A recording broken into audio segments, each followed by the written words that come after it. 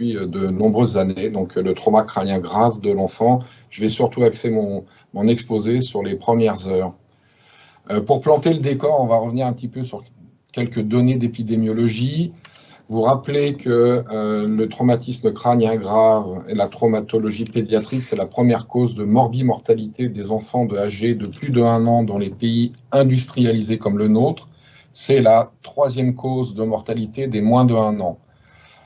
Ça représente, le traumatisme crânien grave, environ 20% de l'ensemble des traumatismes crâniens de l'enfant.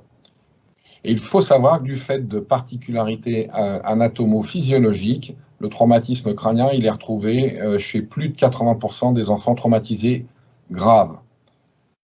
Ce trauma crânien grave, il est isolé finalement assez rarement selon les séries, en gros dans 1/4 à 50% des cas. Donc ça veut dire que le plus souvent, ce traumatisme crânien grave s'intègre dans le cadre d'un polytraumatisme. Alors je voudrais tout de suite attirer votre attention sur les risques de décès en traumatopédiatrique. Et ce qu'on voit sur ces résultats de 2 études, c'est qu'elle est essentiellement précoce. Vous voyez, dans notre expérience, des données déjà un peu anciennes, mortalité globale 22%. Et ce qu'on peut observer, c'est que quasiment la moitié des décès surviennent dans les 12 premières heures et les 2/3 dans les 24 premières heures. Ce qui veut dire qu'en traumatopédiatrique, et donc dans le cas du traumatisme crânien grave, c'est précocement qu'il faut agir si on veut réduire la mortalité, mais également la morbidité. Alors, dans mon exposé, vous verrez régulièrement que je fais référence à cette RFE sur la prise en charge des traumatisés crâniens graves à la phase précoce. Beaucoup de données sur l'adulte dans cette RFE, mais également grâce à la participation de réanimateurs pédiatres et d'anesthésistes réanimateurs pédiatres, notamment de l'ADARPEF, des données également pédiatriques spécifiques. Alors, premier élément, comment on va décrire, évaluer la gravité d'un trauma crânien? Adulte-enfant, c'est le score de Glasgow, et je rappelle qu'il existe des échelles pédiatriques du score de Glasgow qu'il faut utiliser. Également, évidemment, la taille et la réactivité pupillaire. Deuxième élément extrêmement important d'emblée sur lequel on insiste, rechercher, traiter les facteurs systémiques d'agression cérébrale secondaire ou les agressions cérébrales secondaires d'origine systémique, les fameuses axos, au premier plan desquels on retrouve l'hypotension, l'hypoxémie, l'hypercapnie, l'hypocapnie. Je ne vais pas toutes les citer, mais finalement, tout ce qui est hypo ou hyper doit être combattu. Et on rejoint quelque chose que vous connaissez bien maintenant en anesthésie, le concept des safe dots. Il faut évaluer la gravité des traumatisés crâniens adultes-enfants sur des critères cliniques et radiologiques. Et donc, on reviendra sur le scanner. Et il faut probablement évaluer la gravité sur le Doppler transcrânien. J'en reviendrai également sur ce point. Alors, la prise en charge de ces patients a été bien présentée dans des recommandations régulièrement remises à jour. D'ailleurs, les recos 2021 viennent de sortir. Je vous encourage à les lire. Mais en tout cas, ce qu'on rappelle, c'est qu'il va falloir traiter en premier ce qui risque de tuer les patients en premier. Et c'est le fameux ABCDE, c'est-à-dire en gros l'airway, la ventilation, la circulation et ensuite le neurologique. Et ce faisant, on est déjà finalement dans l'évaluation, le traitement, la prévention des fameuses axos. Alors, je voudrais insister vraiment sur l'importance de prendre en charge ces axos. Dans cette étude rétrospective sur quasiment 300 enfants traumatisés crâniens graves et modérés, les auteurs observent en gros l'hypotension chez 40%, l'hypoxie chez 44%. Ce qui est intéressant lorsqu'on regarde les résultats sur la mortalité, c'est qu'on prend comme valeur de référence évidemment la situation d'un enfant qui n'a pas d'hypotension. On regarde ce qui se passe en cas d'hypotension non traitée. Vous voyez une augmentation significative et très importante du risque de décès. Par contre, lorsque vous allez traiter l'hypotension, ce risque de décès n'est plus statistiquement significatif. L'intervalle de confiance franchit la barre de 1, ce qui veut dire qu'on a ramené le niveau de risque à un patient qui n'était pas hypotendu. Et c'est la même chose pour l'hypoxie. Et ce résultat sur la mortalité se retrouve sur le pronostic neurologique. Donc, il faut absolument dépister, traiter le plus précocement possible l'hypotension et l'hypoxie, car ça a un rôle majeur sur le pronostic. Alors, les objectifs de prise en charge respiratoire, le fameux Airway et Breathing, c'est quoi? Des choses simples à énoncer. corriger l'hypoxie, éviter l'hypercapnie de l'inhalation, ça veut dire en gros intuber tous les patients qui sont dans le coma, c'est-à-dire les patients qui ont un score de Glasgow inférieur ou égal à 8 et dont les yeux sont fermés. Lors de l'intubation, attention au rachis cervical. On peut avoir chez l'enfant, dans 2 à 10% des cas, des atteintes du rachis cervical. C'est plus fréquent que chez l'adulte et d'autant plus fréquent que les enfants sont petits. Comment fait-on?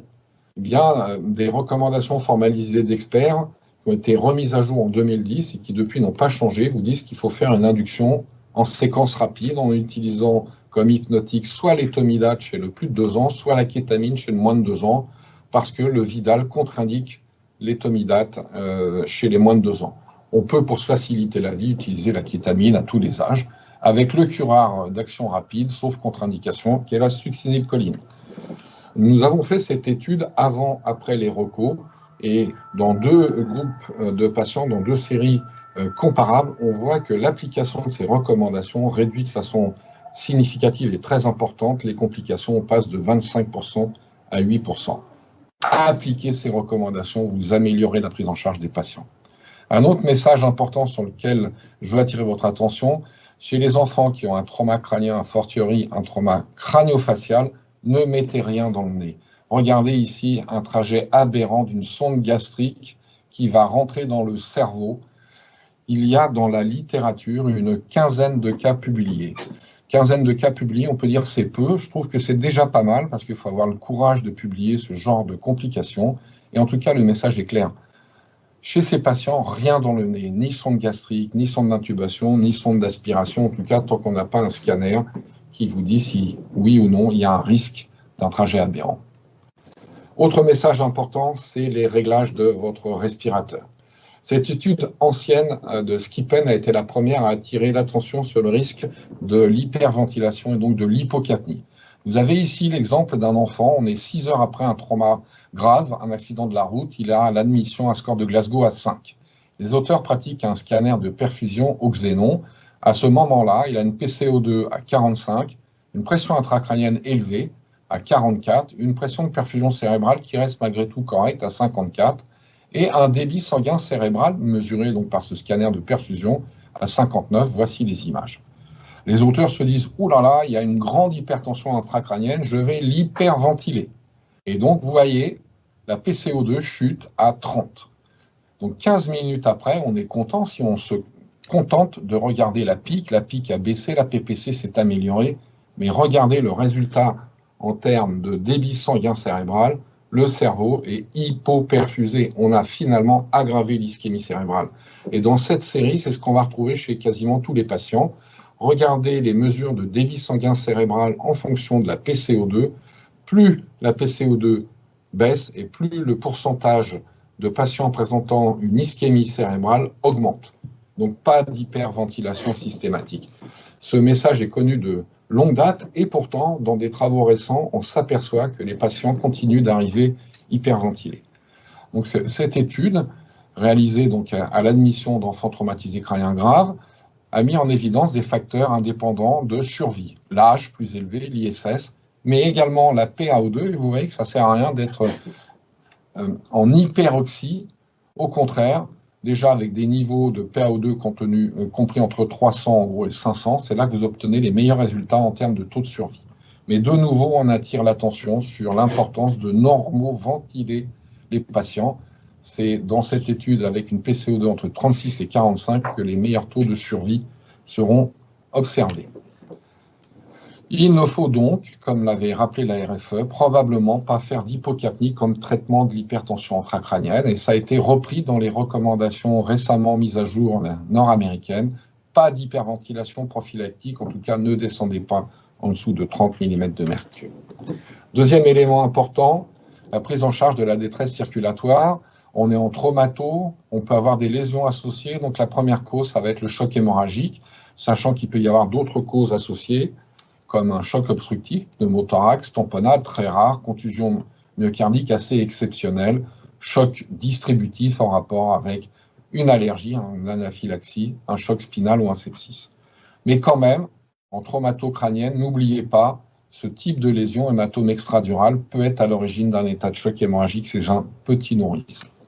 Alors la prise en charge, là de nouveau, assez simple finalement à énoncer. Abord vasculaire, vous devez obtenir un abord vasculaire en moins d'1 minute. Si vous n'arrivez pas à mettre une voie veineuse périphérique, passez à l'intra-osseuse. Remplissage vasculaire, les cristalloïdes isotoniques éventuellement balancés. On ne peut pas encore l'affirmer, mais quand même, ça paraît intéressant. Recours précoce aux catécholamines pour limiter le remplissage et l'hémodilution et restaurer une pression de perfusion cérébrale, c'est la noradrénaline. Et puis, le plus précocement possible, l'hémostase d'une lésion qui saigne, ne serait-ce que la pose d'un garrot en cas de lésion hémorragique d'un membre. Alors, les recommandations sur la réanimation du choc hémorragique ont été très claires en matière d'objectifs de pression artérielle chez l'adulte. Chez l'adulte en choc hémorragique, selon qu'il existe ou pas un trauma crânien, vous voyez, des objectifs très clairs ont été fixés. Le problème, c'est qu'on ne dispose pas d'une littérature suffisante pour formuler des objectifs aussi clairs chez l'enfant en choc hémorragique. Alors, on peut quand même tenter de fixer des objectifs, déjà à rappeler des définitions pour dire à partir de quand un enfant de plus d'1 an est hypotendu. Des formules ont été proposées. Vous voyez par exemple un enfant de plus d'1 an qui a une pression artérielle systolique inférieure à 70 plus 2 fois l'âge en année ou une pression moyenne inférieure à 40 fois 1,5 l'âge en année est hypotendu. Et les objectifs qui sont proposés, c'est d'obtenir une pression artérielle systolique supérieure à 90 plus 2 fois l'âge en année. Il a 5 ans, il faut avoir 100 de pression systolique. Ou alors, de nouveau, une pression artérielle moyenne supérieure à 50 plus 1,5 fois l'âge en année. Il a 2 ans, il lui faut au moins 53 de moyenne. Les experts vous rappellent qu'en cas de polytraumatisme associé au trauma crânien grave, il faut privilégier la stabilisation cardio-respiratoire avant d'aller au scanner. Ça ne sert à rien de se précipiter au scanner si votre patient n'est pas stabilisé. Et s'il est en choc hémorragique, il faut appliquer les principes de damage control resuscitation et damage control surgery, et surtout chez l'enfant, pas d'hypotension permissive. Enfin, en dehors du cadre de l'urgence vitale, les experts proposent d'éviter la chirurgie à risque hémorragique, car ça peut aggraver l'hypertension intracrânienne. Une série récente s'est intéressée justement au risque de survenue d'aggravation et donc de survenue de lésions cérébrales secondaires en péropératoire. Alors c'est une série avec des grands enfants, vous voyez, ils ont une quinzaine d'années, ils sont graves, ils ont des scores de gravité élevés, ils ont un Glasgow qui est bas, ils sont relativement stables au plan hémodynamique. Et regardons ce qui se passe selon que les enfants sont opérés de chirurgie orthopédique, voire du rachis, ou de chirurgie thoraco-abdominale. Quasiment tous, vous voyez, plus de 80% d'entre eux vont avoir de l'hypotension, de l'hypertension intracrânienne, vont avoir de l'hypo ou de l'hypercapnie, et enfin de l'hypoxie, ça c'est surtout chez ceux opérés du thorax et de l'abdomen. Donc vraiment, en l'absence de chirurgie vitale, de chirurgie d'hémostase, de coprostase, eh bien évitez de les opérer, en tout cas à la phase aiguë, vous allez les aggraver. Un message important pour réduire le saignement, eh bien l'acide tranexamique peut vous aider, l'hexacil. Les études crash successives publiées dans le Lancet notamment, crash 2, vous avez dit chez l'adulte traumatisé grave, l'administration d'acide tranexamique réduit la mortalité, mais il y avait un warning sur le traumatisé crânien. Eh bien, l'étude crash 3 est venue vous rassurer, utilisez l'acide tranexamique également chez l'adulte traumatisé crânien. Chez l'enfant, il n'y a pas d'étude aussi bien faite, mais il y a l'étude PET-TRAX qui a montré quand même une amélioration de la mortalité de l'enfant traumatisé grave et une amélioration du pronostic neurologique. Cette étude présente de nombreux biais méthodologiques, mais elle va quand même dans le sens des études adultes, et donc ça nous encourage à utiliser l'acide tranexamique dans ce contexte. Dernière grande détresse importante, évidemment, en cas de trauma crânien, c'est la détresse neurologique. Elle s'évalue après stabilisation cardio-respiratoire parce que une détresse hémodynamique ou une détresse respiratoire, en elles seules, peuvent entraîner une détresse neurologique. Donc, idéalement, stabiliser du point de vue cardio-respiratoire avant d'évaluer l'enfant. Score de Glasgow, et sachez que la composante motrice seule a la même valeur pronostique que le score de Glasgow. Donc si on a du mal à évaluer la composante verbale, ce qui peut être difficile pour les gens qui n'ont pas l'habitude de l'enfant, transmettez la composante motrice. Évidemment, les pupilles, sont-elles symétriques? Sont-elles réactives? Le Doppler transcrânien sur lequel je vais revenir. Le contrôle des agressions cérébrales secondaires d'origine systémique. Le monitorage de la pression de perfusion cérébrale, c'est-à-dire la différence entre la pression artérielle moyenne et la pique, et de la circulation cérébrale. Et donc, de nouveau, les RFE récentes vous proposent de recourir à un monitorage multimodal qui va associer Doppler transcrânien et ou mesure de la pression tissulaire cérébrale en oxygène. Je dois avouer que bien peu de centres font ça chez l'enfant.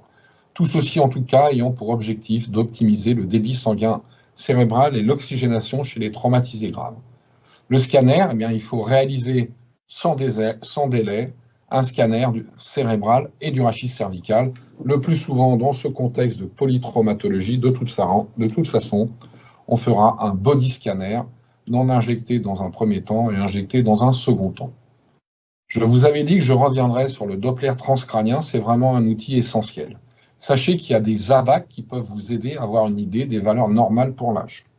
Deuxièmement, si vous n'avez pas idée des ABAC, eh bien c'est une artère. On va mesurer essentiellement au niveau de l'artère sylvienne, de la cérébrale moyenne, parce que 80% du débit sanguin cérébral passe à ce niveau. Et l'analyse morphologique des courbes que vous allez observer vous donne de précieux renseignements. Ici, les courbes de vélocité, ici l'évolution de la pression artérielle, ici de la pression intracrânienne. Au fur et à mesure que la pression intracrânienne va s'élever, vous voyez apparaître une modification des courbes de Doppler, une chute d'abord de la pression, de la vélocité diastolique qui va bientôt devenir nulle, voire un backflow ou un reverse flow, ça circule à l'envers en diastole, c'est très mauvais, les organes sont perfusés en diastole, apparition de pics protosystoliques, absence de signal, on est en arrêt circulatoire cérébral.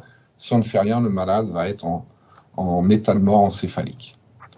Des études, et notamment la première que nous avions faite, avaient permis de mettre en évidence qu'un Doppler transcrânien réalisé à l'admission, lorsqu'il a des valeurs de vélocité diastolique inférieure à 25 cm par seconde ou d'IP supérieure à 1,3, traduit une altération de la circulation cérébrale qui s'associe à un mauvais pronostic. Des études ultérieures l'ont confirmé, ça s'associe à une pression intracrânienne supérieure à 20 et à une PPC inférieure à 50. Donc, faites du Doppler transcrânien, c'est non invasif, vous pouvez le répéter, et attention, lorsque la diastolique est inférieure à 25 ou l'IP supérieur à 1,3, voire en cas de backflow et de no-flow, il faut réagir immédiatement. Les principes de prise en charge, rechercher, traiter les axos, évidemment. Mettre en place le monitorage multimodal, pression intracrânienne, PPC, je vais revenir dessus, Doppler transcrânien, je viens d'en parler. Et le maintien de la pression de perfusion cérébrale, avec des mesures générales, analgésie, sédation, installation correcte du malade, éventuellement plan du lit avec la tête à plus 30 degrés, ne pas gêner le retour veineux jugulaire, c'est important de mettre un collier ou une minerve, c'est également important qu'il ne comprime pas vos jugulaires, sinon ça va élever la pression intracrânienne. Lutte contre l'hyperthermie, maintien de la pression artérielle moyenne, la pression de perfusion cérébrale, c'est-à-dire maintien de la normovolémie, recours au vasopresseur, et là, c'est la noradrénaline, et traitement de l'hypertension intracrânienne. Je vous dirai quelques mots de l'osmothérapie. Je ne reviens pas sur ce que maintenant les anglo-saxons appellent ventilation therapy, c'est-à-dire en gros normoventilation, sauf exception. La place de la neurochirurgie, je vais en dire un mot. Les barbituriques et l'hypothermie thérapeutique sont des choses en rescue à titre compassionnel lorsque ça nous échappe. Plusieurs études ont maintenant montré un intérêt en termes de réduction de mortalité de monitorer la pique. Ce ne sont pas des études randomisées, donc ce n'est pas un niveau 1, mais quand même, elles vont dans le bon sens et ça a permis aux anglo-saxons, dans leur recours, de recommander un monitorage de la pression intracrânienne chez l'enfant. Et c'est d'ailleurs ce qui a également été proposé dans la RFE française. Il faut probablement mesurer la pression intracrânienne après trauma crânien grave de l'enfant, y compris chez le nourrisson, et y compris en cas de traumatisme crânien non accidentel. On sait maintenant depuis longtemps, vous voyez, des études de 2000, qu'il y a des valeurs seuil en dessous desquelles il ne faut pas descendre pour la PPC, 40, et au-delà desquelles il ne faut pas aller pour la pression intracrânienne, c'est-à-dire 20, car elle s'associe à un mauvais pronostic. On sait également, et c'est logique, qu'il faut individualiser en fonction des tranches d'âge, car évidemment, la pression de perfusion cérébrale varie avec l'âge, comme la pression artérielle. Et donc, les auteurs anglo-saxons ont proposé de définir un seuil de traitement, et donc l'objectif est de maintenir, quel que soit l'âge, la pique en dessous de 20 mm de mercure. Nous proposons chez les nourrissons de moins de 2 ans de ne pas dépasser 15. En ce qui concerne la PPC, eh bien, évidemment, il faut adapter les seuils minimums en fonction des tranches d'âge, et on propose 40 entre 0 et 5 ans, 50 entre 5 ans et 11 ans, 50 à 60 pour les plus de 11 ans. L'hypertension intracrânienne peut se traiter par l'osmothérapie, c'est-à-dire administration de mannitol ou de sérum salé hypertonique. Par contre, il n'est probablement pas légitime d'induire une hyperthermie prolongée pour contrôler la pression intracrânienne. Les anglo-saxons vous proposent un schéma, et donc une administration de sérum salé hypertonique à 3%, un bolus initial 2 à 5 millilitres par kilo sur 10 à 20 minutes. Nous n'avons pas, nous, de 3%, on utilise le 7,5 et en gros, on divise par 2. Ensuite, on peut administrer une perfusion d'entretien pour maintenir la pique inférieure à 20. Vous voyez que nos amis américains s'autorisent des niveaux d'hypernatrémie assez impressionnantes. Nous ne dépassons pas 155 et des niveaux donc associés d'osmolarité extrêmement élevés. Nous avons tendance à réagir plus précocement. Il faut savoir que le mannitol, qui est utilisé en routine depuis de très nombreuses années, peut s'administrer, mais comme il n'y a pas vraiment de données, ou très peu de données, il n'y a pas de recommandation. Sur les indications neurochirurgicales, eh bien, le drainage ventriculaire externe peut évidemment être utilisé chez l'enfant, mais de plus en plus, on a une place intéressante, précoce pour la craniectomie décompressive dès lors qu'on ne parvient pas à traiter une hypertension intracrânienne qui devient réfractaire. C'est encore un sujet de débat, on pourra y revenir. Contrôle ciblé de la température, on l'a repris dans les recommandations sur le trauma crânien, ça avait été évoqué dans la recommandation spécifique sur le sujet. Qu'est-ce qu'on dit? Chez l'enfant traumatisé crânien grave, il faut faire un contrôle ciblé qui vise la normothermie. Il ne faut pas rechercher une hypothermie thérapeutique, c'est-à-dire entre 32 et 34, pour améliorer le pronostic ou contrôler l'hypertension intracrânienne. Un mot pour vous dire que, idéalement, ces patients doivent être pris en charge dans un trauma center pédiatrique. Il y a pas mal de données qui vous le montrent. S'il n'y a pas de trauma center pédiatrique à proximité, eh bien, c'est un trauma center adulte, mais avec des compétences pédiatriques. Un point également, pour vous dire qu'il est extrêmement important de mettre en place des protocoles. Toutes les études vous le montrent, des études avant-après, certes, qui ne sont pas des études randomisées. Deux exemples, j'ai choisi 2 exemples pour vous montrer que la mise en place de protocoles partagés, consensuels dans les équipes, réduit non seulement la mortalité, mais améliore également le pronostic neurologique, les taux de retour à domicile et les pronostics neurologiques favorables. Cette étude est également intéressante. Elle vous montre un petit peu comme dans la Surviving Sepsis Campaign, plus vous allez appliquer un pourcentage élevé des recos nord-américaines, ici dans cette étude, et meilleur sera votre pronostic. Au fur et à mesure que vous rajoutez une compliance au recos plus élevée, vous améliorez le pronostic. Donc, mettez-vous autour de la table avec vos chirurgiens, avec vos neurochirurgiens, avec les réanimateurs et mettez en place des protocoles. Je ne vais pas commenter cette diapositive, elle est très chargée, mais dans les dernières recos, vous voyez que les auteurs proposent des algorithmes dont vous pourrez vous inspirer, y compris en cas d'hypertension intracrânienne réfractaire. Enfin, je vais conclure pour vous dire que finalement, la prise en charge de ces enfants, ça nécessite la mise en œuvre d'une chaîne de survie comme dans l'arrêt cardiaque. Il faut une alerte précoce. Il faut une réanimation préhospitalière précoce, agressive.